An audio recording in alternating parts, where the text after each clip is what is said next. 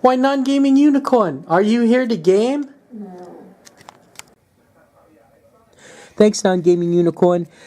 Today I'm going to talk about my observations on the latest episode of The Walking Dead. It's entitled Now, and I'll give you a letter grade at the end. And I like the opening scene, where Rick was running in front of the walkers, and they didn't really say, how he escaped. He was able to escape the Winnebago, that wouldn't start. But he's Rick, so you gotta believe, that's what Rick does. He survives, and just that scene where he's just he's running with the walkers behind him, and they let him in the gates. That was pretty neat. A couple of things about the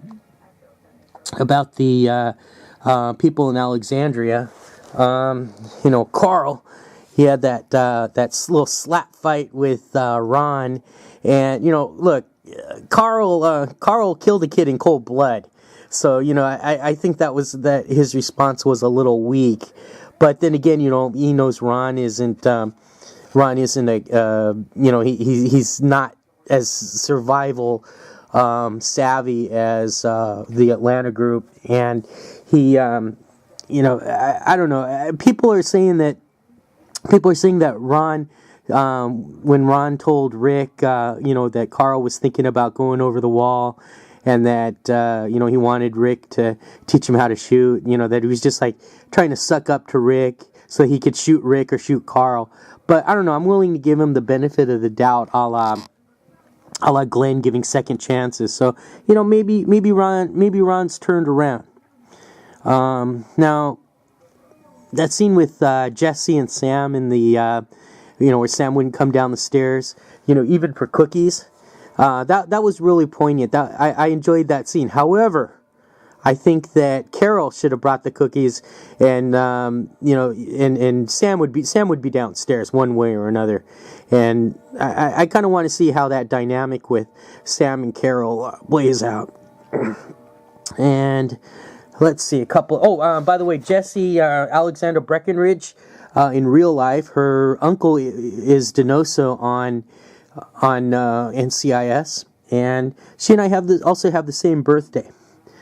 Let's see. Now, I'm not trying to be unkind, but Deanna kind of reminds me, those troll dolls that were popular in the 90s, with the wild hair. She kind of reminds me of one of those. Or Mary-Kate and Ashley from the Full House series. That's kind of who Deanna reminds me of. Now, she killed a walker with the broken bottle. Now, didn't she get the memo that you don't stab the walker in the chest? You gotta stab him. You gotta stab him in the head. You get the brain.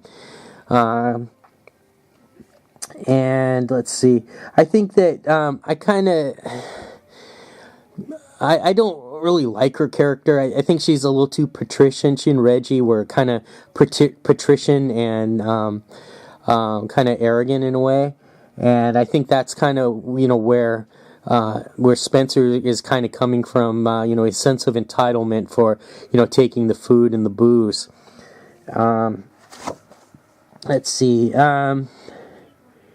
And my last I give the episode a B plus. I think that it kind of caught up with they were able to catch it like Maggie being with child. I think that it was kind of good that they did it this way instead of it coming out in another action-packed episode. I think the announcement was probably the biggest announcement.